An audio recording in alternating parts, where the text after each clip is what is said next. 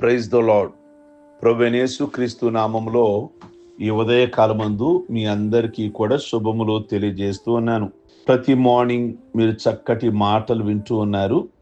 ఎంతో మంది దీవించబడుతున్నామని ఈ మాటల ద్వారా మీ అభిప్రాయాలు తెలియజేసినప్పుడు నేను మరింతగా దేవునిని స్తుతిస్తూ గణపరుస్తూ మీకు కావలసిన సందేశాలు ఇమ్మని ప్రభు సన్నిధిలో నేను కూడా ప్రార్థిస్తున్నాను. ప్రతి ఒక్క మాట కూడా మీకు దీవెనకరంగా ఉండాలని, రెండోదిగా దినదినము కూడా ఆత్మీయ స్థితిలో మీరు రూపాంతరం పొందాలని నా యొక్క ఆశ. అంతకు మించి ఆశ ఏమి లేదు. మీరు క్రీస్తు రూపంలోనికి రావాలని, క్రీస్తు యేసు కలిగిన మనసు మనము కూడా కలిగి ఉండాలన్న ఉద్దేశముతో ఏ విధంగా మిమ్మల్ని ఆత్మీయతలో బలపరచాలా అని ప్రతి క్షణము ప్రతి నిమిషం కూడా మీ కొరకు మా యొక్క ఆలోచన. కనుక ఎప్పుడు కూడా మేము సంఘం కొరకు, వారి సమస్యల కొరకు ప్రార్థించేవారుగా, మిమ్మల్ని ఆత్మీయతలో బలపరిచేవారుగా ఉండాలని మా యొక్క ఆశ. కనుక మా కొరకు కూడా మీరు ప్రార్థనలో జ్ఞాపకం చేసుకోమని మనం చేస్తూ ఉన్నాము. ఈ ఉదయకాలమందు మనము దాదాపు ఒక 2-3 దినాల నుండి యేసు ప్రభువారు కొండ మీద మాట్లాడారు కదా. మత్తయి సువార్త 5వ అధ్యాయం 44వ వచనం, మీ శత్రువును ప్రేమించుడి, మిమ్మల్ని హింసించు వారి కొరకు ప్రార్థన చేయుడి అని ప్రభు మాట్లాడారు కదా. ఆ మాట మీద చాలా విషయాలు ఇప్పటికే మాట్లాడుకున్నాము. శత్రువులను ప్రేమించుట వలన, క్షమించుట వలన మనకు కలిగే లాభాలు ఏమిటి? మనకేమైనా ఒరుగుద్దా? మనకేమైనా ప్రయోజనమా? మనం వాళ్ళని ప్రేమించుడు ద్వారా, వాళ్ళతో మాట్లాడుడు ద్వారా స్థాయి దిగుతున్నాము. కానీ మనకేంటి? సహజంగా లోకరీత్యా స్థాయి దిగాను, నాకు అంత అవసరమా? నాకు జరక్క వాడితో మాట్లాడాల్సి వచ్చిందా? నాకేం పని అని మనం అనుకుంటాం. కానీ ఇది లోకస్తులకు ఆ మాట వర్తిస్తుందేమో, కానీ దేవుని ప్రజలుగా ఆ దేవునికి ఇష్టమైన పని మనం చేస్తున్నాము. మన రాజ్యం ఇది కాదు. మన రాజ్యము దైవ రాజ్యము. కనుక అక్కడ రూల్స్ వేరు, ఇక్కడ రూల్స్ వేరు. ఇక్కడ విధానాలు వేరు, అక్కడ విధానాలు వేరు. కనుక ఆ విధానాలు, ఆయన విధానాలు మనం అమలు చేస్తే అది మనకి దైవికంగా, దైవాశీర్వాదకరంగా, భవిష్యత్తులో దేవుని రాజ్యాన్ని స్వతంత్రించుకునేదిగా ఉంటుంది. కనుక కలిగే లాభాలు, ప్రయోజనాలు ఏంటి? శత్రువును ప్రేమిస్తే అంటే ఫస్ట్ ఆరోగ్యకరంగా జీవిస్తాము. మనిషికి వచ్చే రోగాల్లో ఇంచుమించుగా 90% పైనే మనస్సుకు సంబంధించినవేగా. అవి మానసిక నిపుణులు చెప్పే విషయమేక, నేను కాదు, చాలామంది డాక్టర్లే చెప్తున్నారుగా. యేసు ప్రభు మన శత్రువులను క్షమించండి అని చెప్తున్నారు అంటే దానివల్ల బీపీ కరెక్ట్గా ఉంటుంది, రక్తపోటు లేదా గుండె సమస్యకు సంబంధమైన వ్యాధులకు మనం దూరంగా ఉండగలుగుతాం. కారణం ఏంటంటే అనేకమైన రోగాలు ఇక్కడే వస్తున్నాయి. రక్తపోటు, టెన్షన్, రెండోది ఈ యొక్క గుండెకి సంబంధించినటువంటివి, లేక పొట్టకు సంబంధించిన అనేక రోగాలు వస్తున్నట్లుగా డాక్టర్లు చెప్తూ ఉన్నారు. కనుక ప్రియ దేవుని బిడ్డలారా, ఫస్ట్ మనం ఆరోగ్యకరంగా జీవించాలి అంటే మనము మన శత్రువుల్ని ప్రేమించినప్పుడు మన మెదడు కానీ, మన గుండె కానీ అన్నీ కూడా ప్రశాంతంగా పనిచేస్తాయి. మన రూపాన్ని కూడా పెంచుతాయి. తెలియకుండానే మన రూపం మన ముఖంలోనే తెలియకుండానే ఎదటి వారికి కనబడుతుంది. చాలా ప్రశాంతంగా, చాలా కూల్గా. ఎందుకంటే యాకోబు తన తండ్రిని, సొంత అన్నని మోసం చేసి పారిపోయాడు. చాలా సంవత్సరాల తర్వాత అన్నయ్యని ఏశావు కలుసుకోవడానికి భయంతో ఏశావుతో సఖ్యత కోసం ఎన్నో కానుకలు పంపించాడు. అప్పుడు ఏశావు, తమ్ముడా, నాకు కావలసినంత ఉంది, నీ సొమ్ము నువ్వే అంటి పెట్టుకో అని అన్నాడు. అందుకు యాకోబు ఏశావుతో, ఒక్క మాట చెప్పేది చూడండి, దేవుని ముఖం చూచినట్లు మీ ముఖము చూచి తిని మీరు దయతో నన్ను చేరదీసిరి అని అంటాడు. దేవుడు ముఖం చూసినట్లుగా ఉంది అని అన్నాడు. కనుక కారణం ఏంటో తెలుసా? ఏశావు తమ్ముడిని క్షమించాడు గనక ముఖము గందరగోళంగా లేదు, ప్రశాంతంగా కూల్గా ఉంది. మీలో ఉద్వేగం లేదు, శత్రువు మీద కసి, బాధ ఉంటే ఎలా ఉంటుంది మీ ముఖం? మిరపకాయ బజ్జీ తింటారు కదా, ఆ తినేటప్పుడు ఎదుటి వ్యక్తిని చూడండి, ముఖం ఎలా ఉంటుంది? కర్కోటకలాగా కళ్ళన్నీ ఎర్రగా అయిపోయి ముఖమంతా కూడా చిరు చెమటలు పట్టేసి అసలు చూడడానికే ఆ ముఖం భయంకరంగా ఉంటుంది. ఈ పచ్చిమిరపకాయ బజ్జీ తినేటప్పుడు ఆ మనిషి అలా ఉంటుంది. మన ముఖాలు అలా ఉంటాయి. మన ముఖాలు మనిషి మీద బాధ పెట్టుకొని శత్రుత్వం పెంచుకొని ఇలా ఉన్నట్లయితే ఆ ముఖం ఎలా కర్కోటంగా ఉంటుందో ఆ పచ్చిమిరపకాయ బజ్జీ తినేటప్పుడు అలా ఉంటుంది మన ముఖం కూడా. కానీ ఏసావు ముఖం ఎలా ఉందో తెలుసా అండి? కూల్గా ఉంది. స్టార్టింగ్ లో తమ్ముడి మీద బాధ ఉంది, కోపం ఉంది, ఇప్పుడు పోయింది, క్షమించాడు. క్షమించిన తర్వాత యాకోబు అంటాడు, నిజంగా నీ ముఖం చూస్తే దేవుని ముఖం చూసినట్లుగా ఉంది. ఈరోజు మార్నింగ్ ప్రియ దేవుని బిడ్డలారా, మీ ముఖాలు కూడా ప్రశాంతంగా కూల్గా ఉండాలి అంటే అందరినీ ప్రేమించండి. మనం ఎవరితో ఎక్కువ పెట్టుకోకుండా ఉన్నామనుకోండి, ఎవరితో గొడవలు రావు. ఏదైనా చిన్న చిన్న ప్రాబ్లమ్స్ వచ్చినా అక్కడితో అవి అయిపోతాయి. కనుక మీరు ప్రశాంతంగా ఉండాలి అంటే మీ శత్రువులను క్షమించాలి. స్టెఫను గురించి జ్ఞాపకం చేయమంటారా? స్టెఫనుని హింసిస్తున్నారు. అయితే స్టెఫన్ని రాళ్ళేసి కొడుతున్నారు. ముఖం మీద ముఖం పగిలిపోతుంది, పెదాలు పగిలిపోతున్నాయి, ముక్కు పగిలిపోయింది, చెవులు పగిలిపోయింది, తల పగిలిపోయింది, రక్తం మరి చాలా వరదలాగా ప్రవహిస్తుంది. అయితే యేసుక్రీస్తు లాగానే వారి కొరకు ప్రార్థన చేశాడు, క్షమించమని ప్రార్థన చేశాడు. వారు ఇంకను రాళ్ళతో కొడుతుండగా స్టెఫను, యేసు ప్రభువా నా ఆత్మను చేర్చుకోండి అని ప్రార్థించాడు. ఆపై మోకరిల్లి బిగ్గరగా ప్రభు అని ప్రార్థిస్తుంటే, ఈ పాపము వీరి మీద మోపకుద్దు అని పలికి మరణించాడు. శత్రువును ప్రేమించి క్షమించి ప్రార్థించగలిగిన స్టెఫను, శత్రువును ప్రేమించాడు, క్షమించాడు, ప్రార్థించగలిగిన స్టెఫను ముఖమట దేవదూత ముఖం వలె కనిపించింది అని అక్కడ బైబిల్లో రాయబడింది. 6:15 అపోస్తలుల కార్యాలు.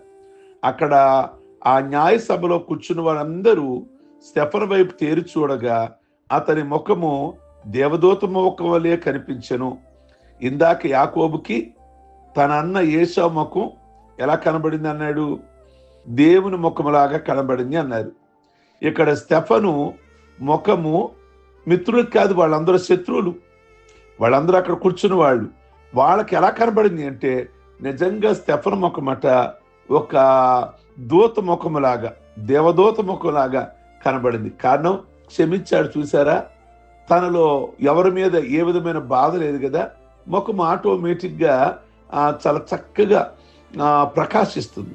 మీ ముఖాలు ఈ ఉదయకాలం కూల్గా ప్రశాంతంగా ఉండాలి అంటే మీ శత్రువును ప్రేమించాలి అని ప్రభు చెప్తూ ఉన్నారు. యేసుక్రీస్తు అంగీ తాకిన వెంటనే స్వస్థతలు జరిగాయి కదా చాలా మందికి. ఎందుకంటే యేసయ్యలో తెలియని అదృశ్య శక్తి దాగింది.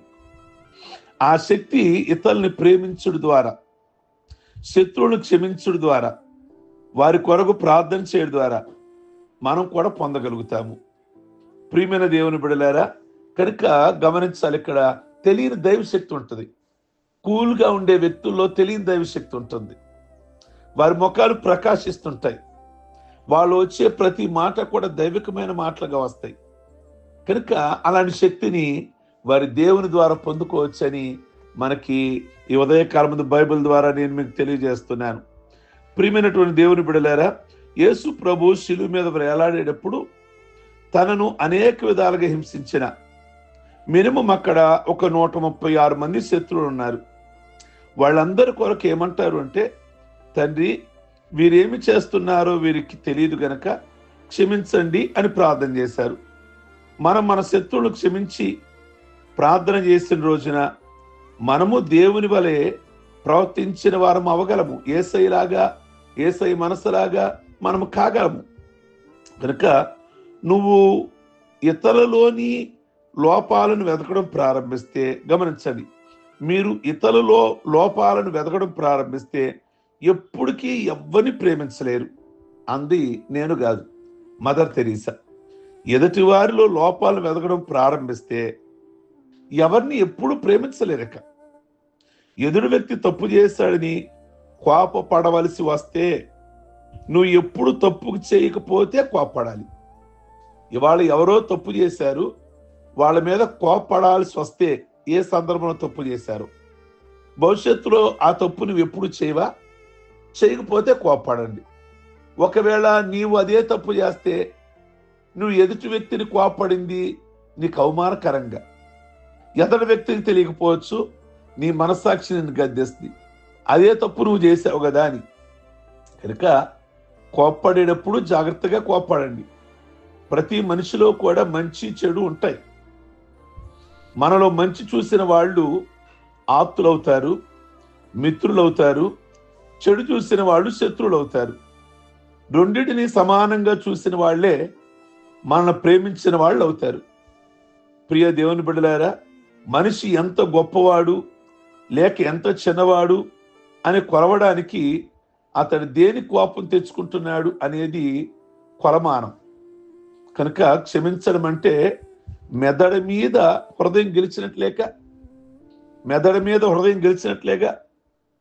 గమనించండి, ఒకడు మన గొప్ప అపకారమే చేశాడు అనుకోండి, చంపి కసి తీర్చుకోవాల్సినంత శత్రువే కావచ్చు. అయినప్పటికీ అలాంటి శత్రువు ఒంటరిగా మన చేతికి చిక్కాడు అనుకోండి, చంపడం గొప్ప కాదు, క్షమించి గౌరవించి విడిచిపెట్టడమే గొప్ప. ఆ విధంగా చేసినప్పుడు మనం మన శత్రువుని చంపకుండానే చంపినట్లయిపోతుంది. ఆ వ్యక్తికి చంపకుండానే చంపినట్లయిపోతుంది. ఆ మనిషికి ప్రశాంతంగా ఉండలేడు. అలాంటి వ్యక్తి మీకు దొరికాడు, లేదా అలాంటి వ్యక్తి వచ్చాడు, రోమపత్రికలో చెప్పినట్లుగా నీ శత్రువు నీ ఇంటికి వచ్చాడు, మంచిలు తాగుతారా, రండి కూర్చోండి అని అతిథి మర్యాద చేశారనుకోండి, పౌలు గారు ఏమన్నా తెలుసా, తన తల మీద నిప్పులు కుప్పలు పోసిన వారు అవుతారు.